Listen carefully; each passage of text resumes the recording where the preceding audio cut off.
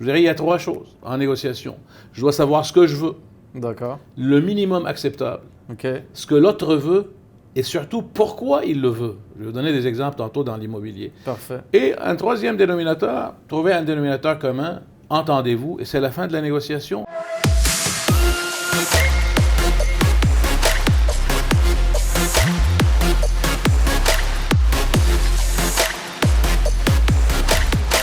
Donc, bonjour tout le monde. Mon nom est Nick Slobodeniuk et je suis courtier immobilier de PMML. Et aujourd'hui, pour la première capsule sur la négociation durant les hautes mises, The $1 Million Negotiations, j'ai le plaisir d'avoir avec moi M. Fares Chmaït. Merci beaucoup, M. Fares. Merci Nick, merci de m'accueillir. Écoutez, on est très content de vous avoir ici parce que vous êtes une personne quand même assez reconnue dans le domaine de la consultation, dans le domaine du développement des gens, de la négociation, la PNL, la communication. Et puis, vous êtes aussi président de la compagnie de Impact Pro. C'est une compagnie qui donne des formations pas juste au niveau local, mais international aussi et national.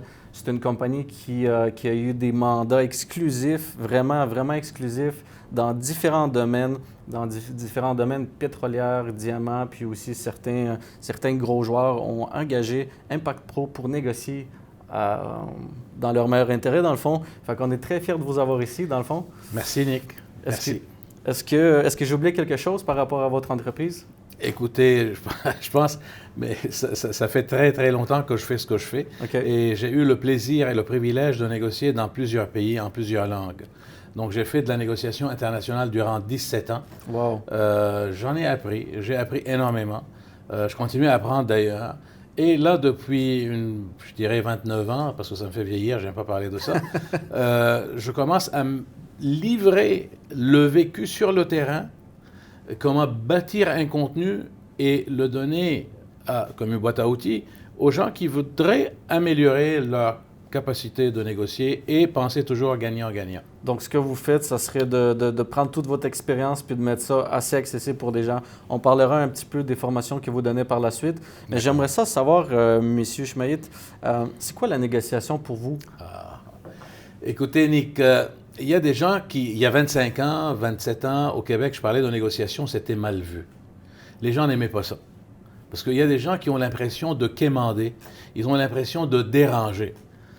Et je leur dis, ce n'est pas vrai. Je ne veux pas contredire les gens, mais ce n'est pas vrai parce qu'on vient à la vie et on négocie. Exactement. On est bébé, on négocie avec les parents pour vrai. avoir l'attention des parents. Donc le levier, c'est les pleurs, pour dire attention, j'ai faim, donnez-moi à nourrir, donnez-moi à manger. Et ensuite, quand on est adolescent, on commence aussi à négocier avec les parents pour avoir le cadeau qu'on veut.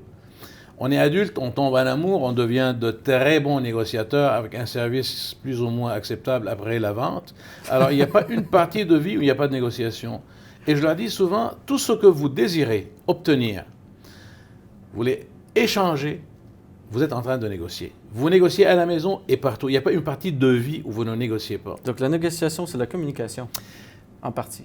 Oui, mais attention, j'ai un fantasme, Nick. C'est de réduire mes formations de négociation qui durent 2 jours à 30 secondes. OK. Les gens vont me dire, mais magnifique, on ne perd pas de temps avec toi et je vais avoir la réputation de livrer les plus courts séminaires en Amérique du Nord. Je dirais, il y a 3 choses en négociation. Je dois savoir ce que je veux. D'accord. Le minimum acceptable. OK. Ce que l'autre veut. Et surtout, pourquoi il le veut. Je vais vous donner des exemples tantôt dans l'immobilier. Parfait. Et un troisième dénominateur, trouver un dénominateur commun, entendez-vous, et c'est la fin de la négociation. Mais tout est non seulement avoir de l'information, mais comment le mettre en pratique. Nick, il y a souvent des gens qui me disent, oui, je connais ceci, je connais l'intelligence émotionnelle, je connais la négociation. Tu as de l'information. Si tu ne les maîtrises pas et tu ne les utilises pas comme un réflexe, tu ne les connais pas. C'est juste l'information. C'est juste l'information. Fait que vous, votre mindset, c'est vraiment, vous trouvez, tout le monde négocie, même s'ils ne sont pas conscients. Ils ne sont pas conscients de leur boîte à outils, ils ne sont pas conscients des techniques, mais chacun développe ses propres techniques, puis c'est d'en avoir le plus possible pour être meilleur, puis plus efficace. Absolument. Mon voisin qui me demande, des fois, j'arrive le soir, il est dehors en train de fumer une cigarette, c'est un directeur général dans une entreprise, il me dit... Fares, donne-moi quelques trucs, je veux demander une augmentation de salaire.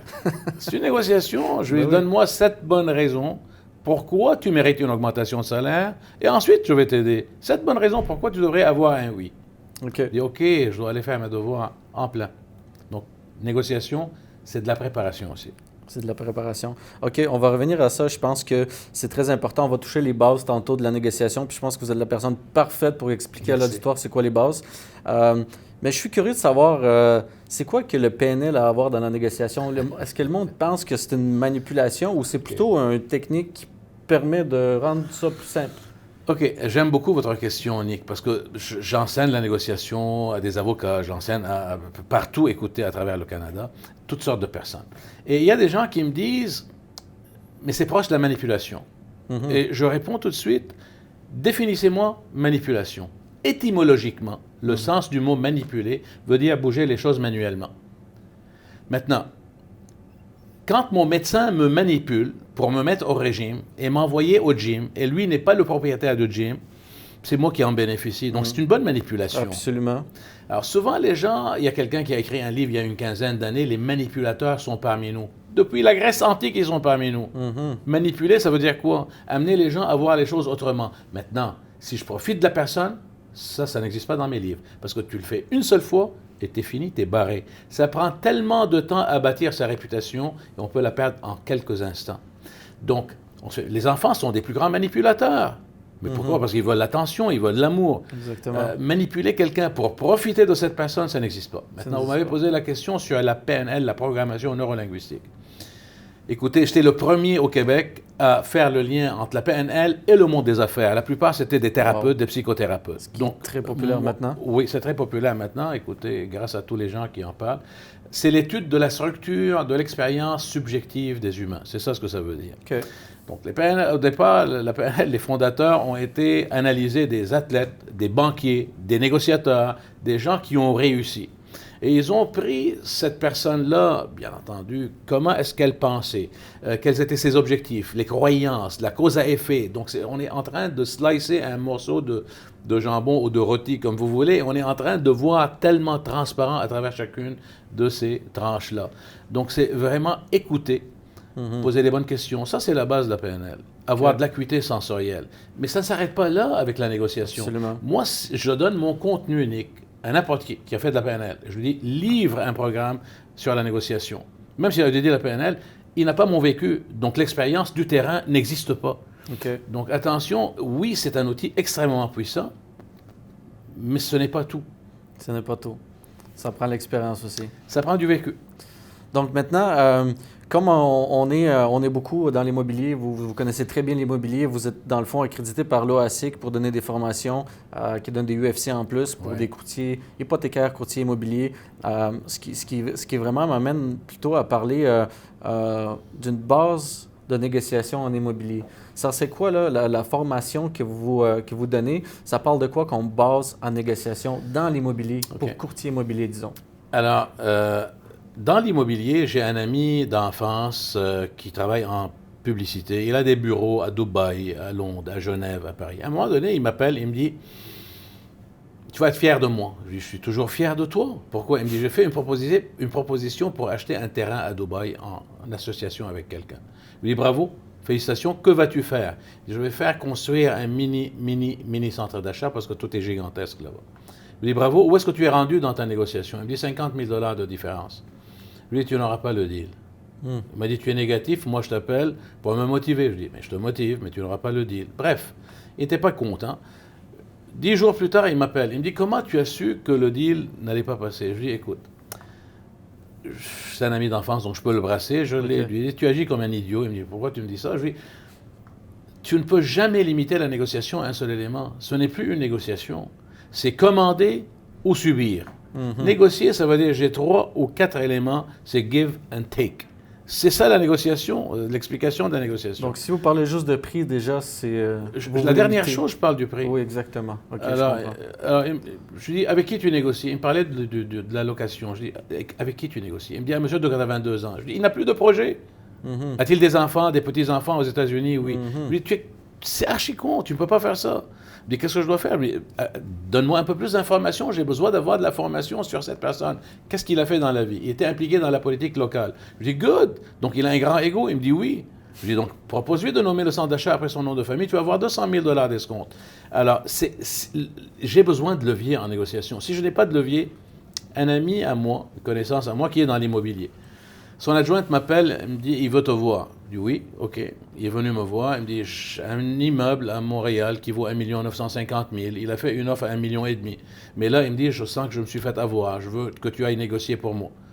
Je dis, OK, et pourquoi tu veux que j'aille négocier? Il me dit, parce qu'on a fait une évaluation, il y a de la décontamination à faire. OK.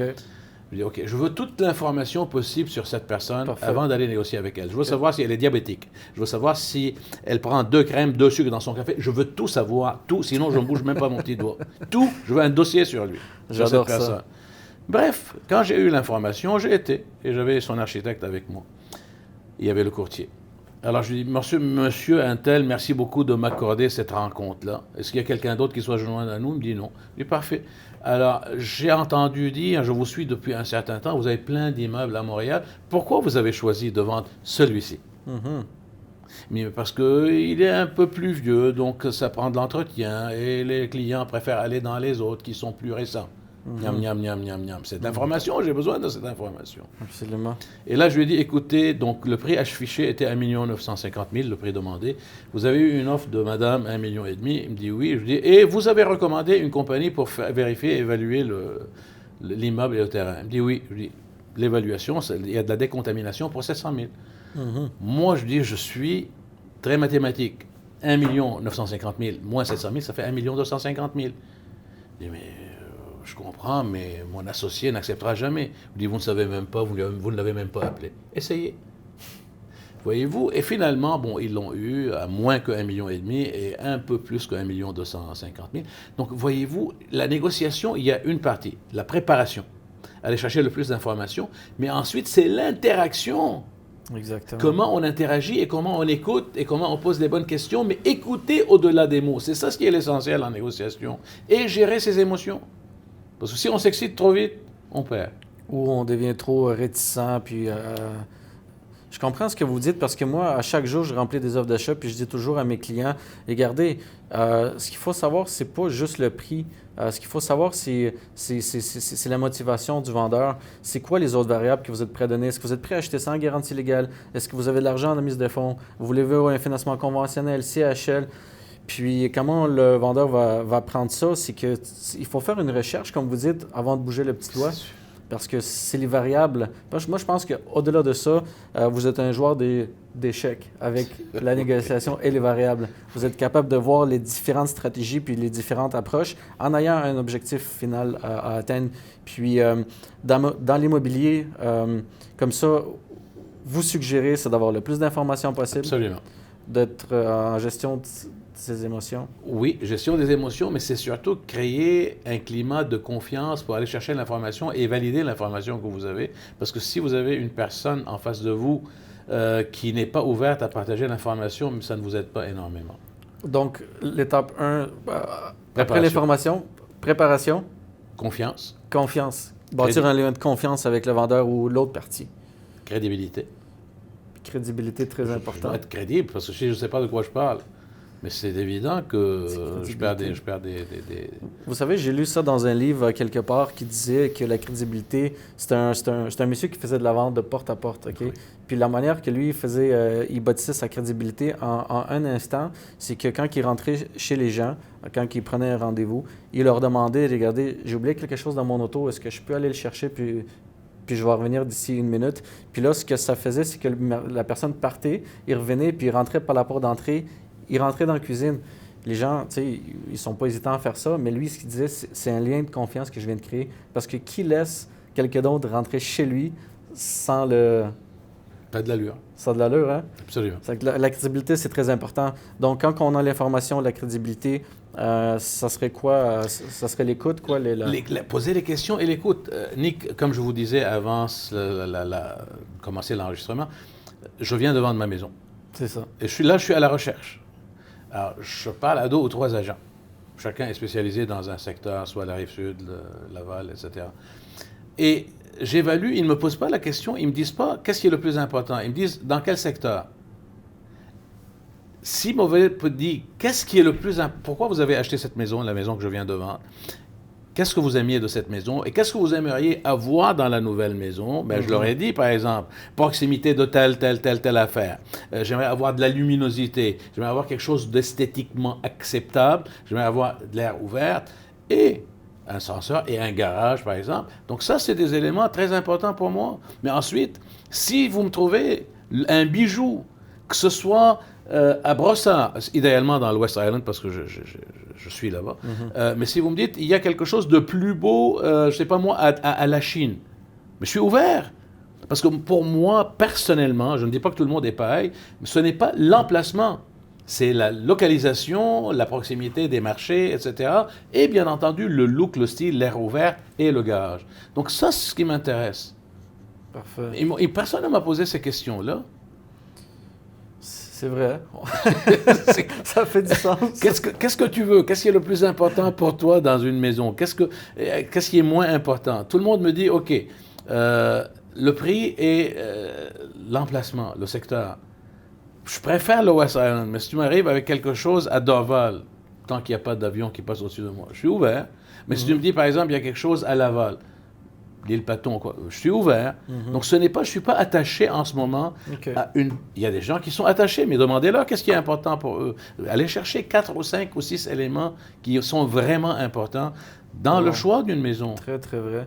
Moi, je pense que ce que vous dites, c'est qu'au lieu d'essayer de deviner ce que l'autre personne veut, c'est demander ce qu'elle veut, puis quand vous trouvez la bonne chose, mais faites référence à ce que la personne voulait. Voici, je vous ai trouvé un condo qui est à côté du local, qui est à côté de la proximité de transport et tout ce que vous voulez. Vous allez chercher l'attention de la personne, right? Puis ça va être... Absolument. Ça risque d'être la bonne chose.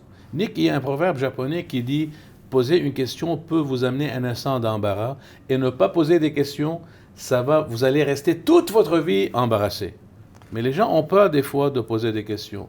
Moi, je suggère à mes clients, à mes amis de leur dire, dans le but de mieux vous servir, monsieur, j'ai besoin d'avoir un peu plus d'informations. Me permettez-vous de vous poser quelques questions? Excellent. Good. Wow. Donc, je demande la permission de poser des questions. Ça rend vraiment à l'aise la manière que vous l'approchez. Ouais. Puis, et mettre les gens à l'aise et penser win-win.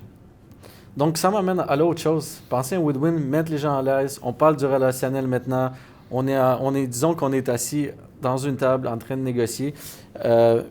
Dites-moi, le levier positif et négatif pour vous, c'est comment vous voyez ça, puis c'est comment vous l'utilisez, peut-être expliquer à la base au public, ça serait quoi ces deux leviers-là? Alors, comme j'ai une déformation professionnelle, je ne peux pas vous répondre avant de vous dire, pour vous, Nick, que voulez-vous dire par les leviers positifs et négatifs? Moi, je pense que le levier positif, c'est de justement poser les questions à des gens, qu'est-ce qu'ils veulent, puis utiliser ça dans la négociation pour les amener à cheminer dans leur tête, à trouver un scénario win-win avec ce qu'ils veulent pour arriver à une entente. Ça, c'est un levier positif. Un levier négatif, puis dites-moi si je me trompe, ça serait de créer une certaine pression, puis un risque de perdre quelque chose pour amener à acheminer la transaction. Écoutez, je sais très très bien que toutes les décisions des êtres humains sur la planète Terre se font basées sur 2 raisons.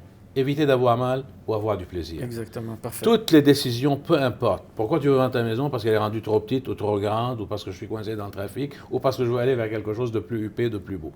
Pourquoi tu as divorcé? Tu ne veux plus piffer la personne ou parce que tu avais quelqu'un de mieux à côté. Toutes les décisions humaines. Cependant, je ne veux pas que mon client ait une amertume d'avoir fait affaire avec moi. Absolument. Alors, il faut être très subtil.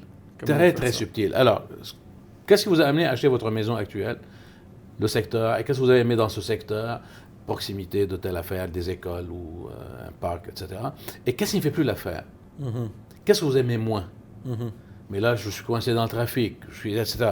Donc, là, je veux dire, si on trouve quelque chose, vous êtes en train d'éliminer ce problème d'être coincé dans le trafic, c'est quelque chose qui va vous enchanter, n'est-ce pas? Oui, on le met sur une... Si on fait une liste avec des hiérarchies, est-ce que ça vient au top ou de second top ou third top? Donc, il faut évaluer, mais j'utilise subtilement le mécontentement. S'il y a des gens qui vous disent, mais si vous ne le faites pas, vous allez perdre une opportunité. Si c'est vrai, oui. Mais si tu es en train de faire du chantage, non, ça n'existe pas dans mes livres à moi. Okay. Dans mes livres à moi, ça n'existe pas. Parce que je vous dis que la transparence, l'honnêteté, je peux être un requin, mais je peux pas être un menteur. D'accord, c'est très intéressant. Donc, la manipulation, comme on a parlé tantôt, ça a une connotation négative, mais vous pensez que c'est plus de l'influence? C'est de l'influence, oui. Je vous donne un exemple. Vous voulez dire quelque chose? Non, je vous laisse continuer Il y avait, durant la prohibition d'alcool, il y a longtemps de ça, aux États-Unis, il y avait un gouverneur. Alors, les journalistes voulaient le coincer. Ils ont posé une question en parlant de manipulation. Ils lui disent, gouverneur, êtes-vous pour la légalisation de l'alcool ou pour maintenir la prohibition? C'est un fin politicien. Alors, il leur dit, si vous me dites que l'alcool rend les gens agressifs, je suis contre. Si vous me dites que ça peut créer des accidents, je serai contre.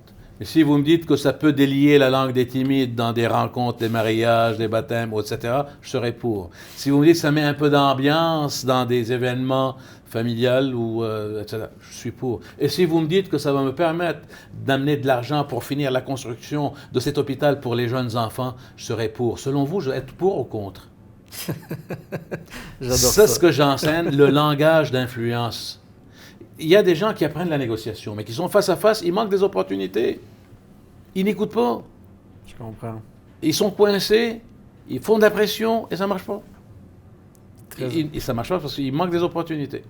Très intéressant. Puis dans ce discours que vous avez fait, vous avez touché justement le leverage négatif et positif aussi. Absolument. Et puis c'est très, très fort. C'est vraiment intéressant. Je pense que dans la négociation, quand je négocie aussi pour mes clients avec les vendeurs ou les acheteurs, c'est plutôt un discours, c'est plutôt une interaction psychologique, puis essayer de comprendre. Quelqu'un a amené à penser de la manière que vous voulez qu'il pense sans qu'il pense que ça vient de vous.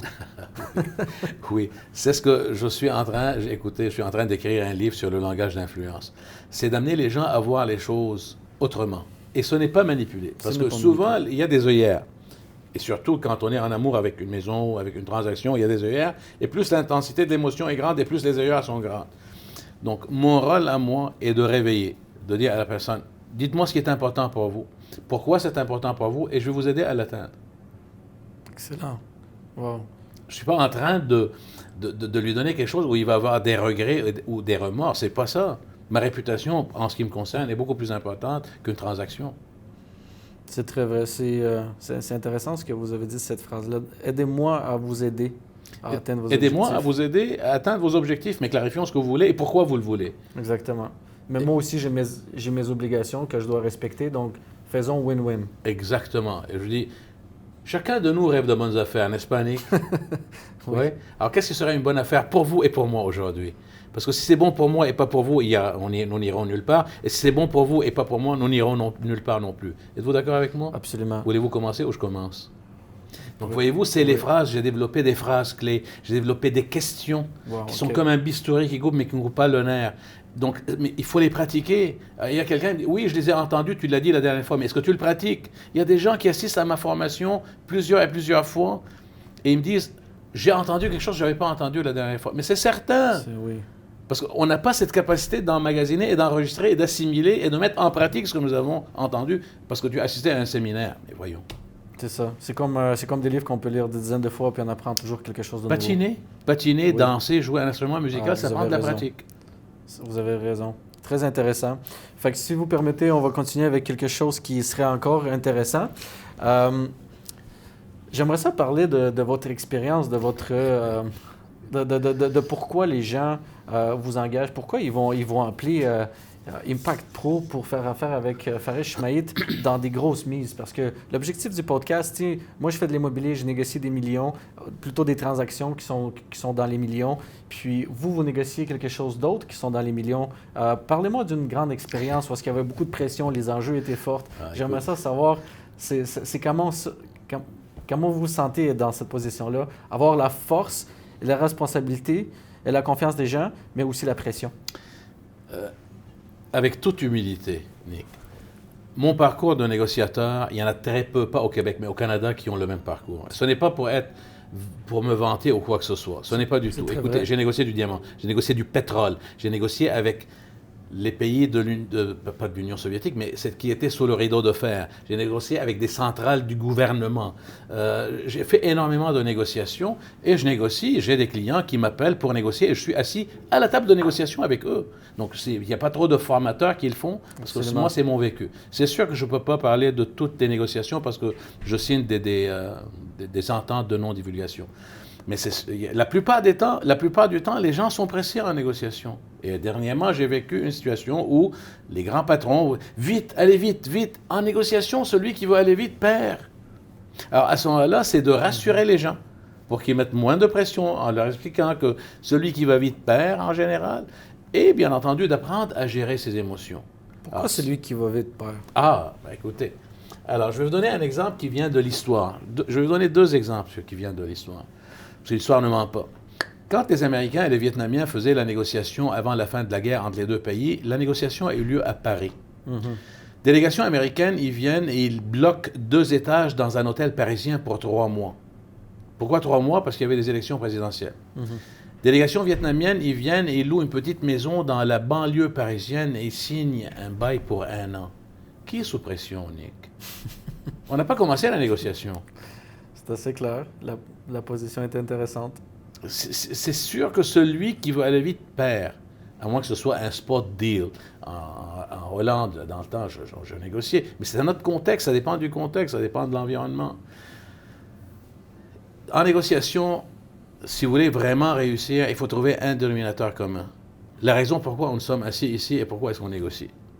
Et la plupart des négociateurs oublient de passer par cette étape-là. Qu'est-ce qu'on essaie d'accomplir ici? Tout le monde ensemble. Tous ensemble. Donc moi, j'ai développé un énoncé du but de la rencontre avec un énoncé de bénéfice global, EBR, EBG. Et je vais vous dire, Nick, merci beaucoup de m'accorder ces 45 minutes. C'est toujours 45 minutes. Il n'y a personne d'autre qui doit se joindre à nous. Donc vous êtes le décideur. Écoutez, moi, j'aimerais vous parler de ce projet-là. Et corrigez-moi si j'ai mal interprété quelque chose. Et j'aime quand tu me corriges.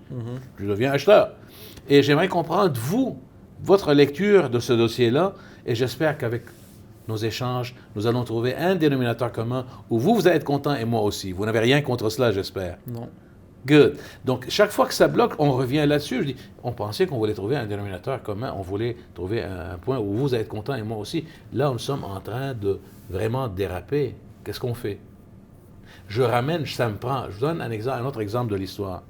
Quand Reagan négociait avec Gorbatchev, Reagan faisait des demandes. Gorby lui dit, Monsieur le Président, arrêtez de me faire des demandes. La Douma, le Parlement de l'Union soviétique dans le temps, n'acceptera jamais. Arrêtez. Même moi, si je vous dis oui, ils vont vous dire non. Il a dit, Gorby. Qui négocie contre qui? Toi contre moi et moi contre toi, j'espère pas.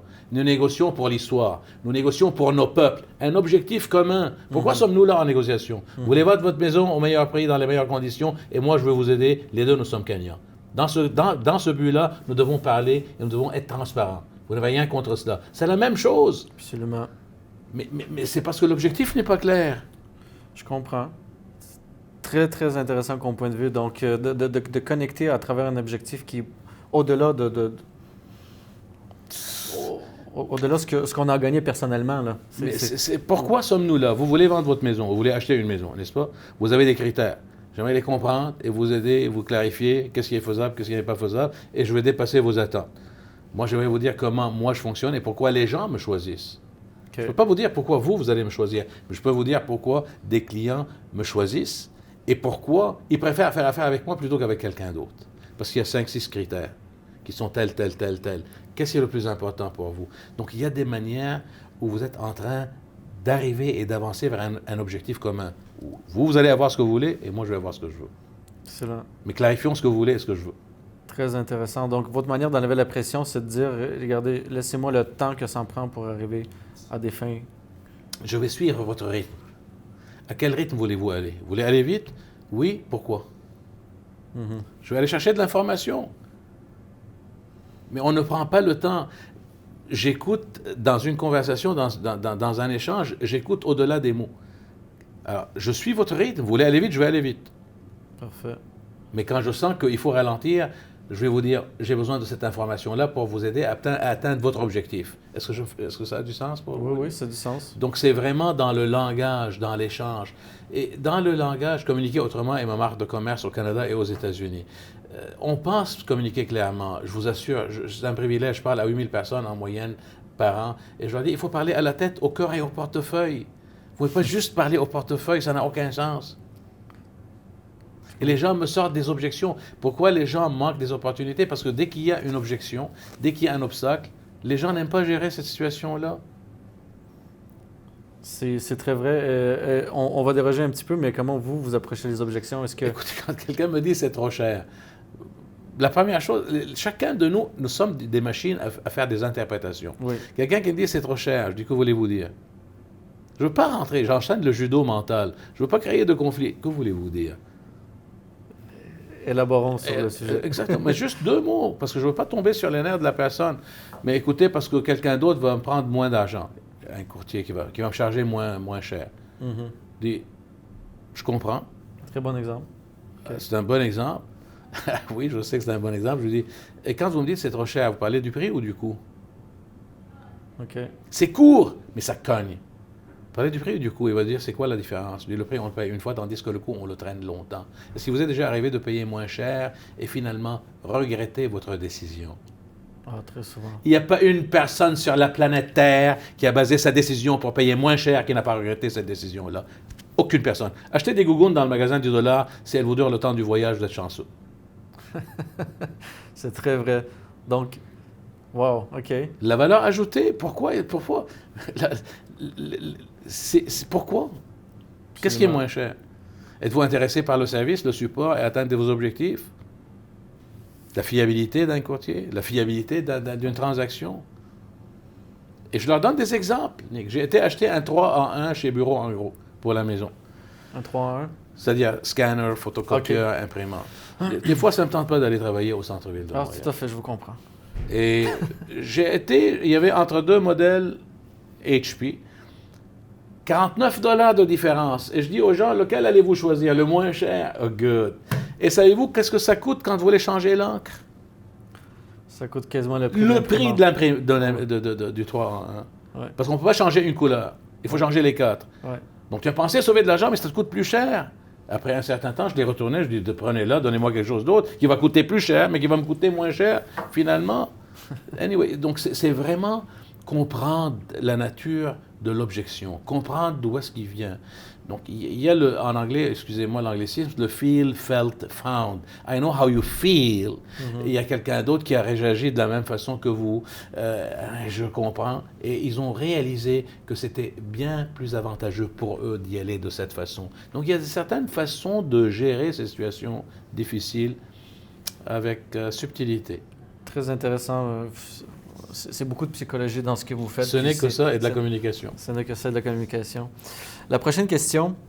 Est-ce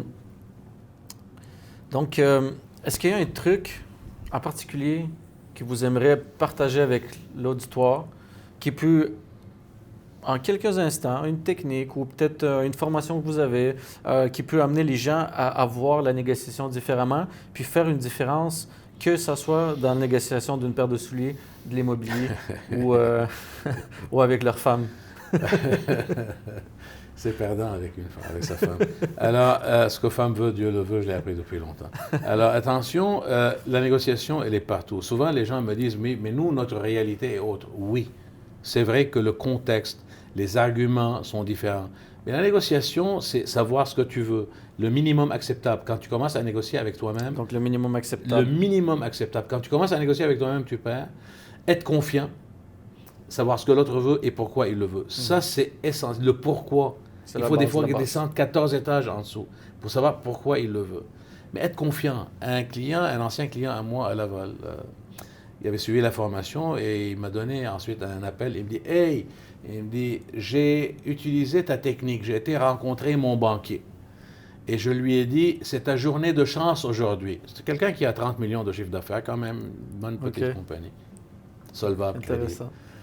Il lui a dit, « Aujourd'hui, c'est ta journée de chance. » Alors, le banquier lui dit, « Pourquoi m'amènes-tu une bonne bouteille de vin? » Il lui dit, « Non, mieux que ça aujourd'hui. Aujourd'hui, je suis ici pour t'aider à atteindre tes objectifs et avoir ton boni à la fin de l'année. » C'est bon ça pour toi, hein? J'ai besoin d'une marge de crédit d'1 million de dollars. Donc, quand tu sais qu'est-ce qui est important pour l'autre, Oui. ça, c'est un levier positif. Et tu es en train de l'aider à atteindre ses objectifs parce que chacun de nous veut quelque chose. Chacun de nous a quelque chose d'important. Dans des cours de débutants, je leur dis, apprenez à aller dans la tête de l'interlocuteur. Très intéressant. Il faut aller dans sa tête en posant quelques questions, quinzaine de questions. Mais tu vas savoir à quelle vitesse il veut aller, qu'est-ce qui est important pour lui, pourquoi c'est important pour lui, qu'est-ce qu'il aime, qu'est-ce qu'il déteste. Wow, c'est très intéressant. Vous savez, vous parlez de la perspective, d'adopter une perspective, de penser à l'autre personne. Puis quand tu parles, c'est de parler de lui en même temps. Tu pourras gagner ceci. Tu pourras atteindre tes objectifs comme ça. Dans l'immobilier, quand je travaille avec mes clients, c'est mieux comprendre leurs besoins. Puis à chaque fois qu'il y a un ajustement à faire au cours de route d'une transaction, on essaie de trouver le point positif pour l'autre personne, d'amener à penser qu'on connaît. Quelqu'un veut une balance de prix de vente, mais regarde tous les objectifs, tous les points forts qui s'offrent à toi si tu acceptes la balance de prix de vente. Et si tu permets, Nick, pourquoi veut-il avoir une balance de vente? C'est Je ça. dois aller dans le besoin derrière le besoin. Et des fois, 2 ou 3 étages en arrière du besoin derrière le besoin. Parce que des fois, les gens me disent quelque chose, mais je n'ai pas approfondi. Et on court avec. Écoute, dans mes cours de communication, je les mets en pratique. Je posais des questions et écouter au-delà des mots. Et là, je les mets tous au pied du mur. Je dis, avez-vous entendu ce qu'il a dit? Oui. Avez-vous compris ce qu'il a dit? Oui. Pas en tout. Et là, je leur pose la question. Et là, ils voient que on prend pour acquis. Tu as posé 1 ou 2 questions, tu as pris l'information, tu as couru. Le fichier n'est pas ouvert encore. Voilà. Il n'a pas accédé à l'information qui part du cœur et de son être et de sa fibre. Donc, il faut poser les bonnes questions, gentiment, doucement, avec la bonne tonalité, le non-verbal qui n'est pas menaçant, pour savoir le besoin derrière le besoin. Et c'est essentiel. Wow, vraiment bien.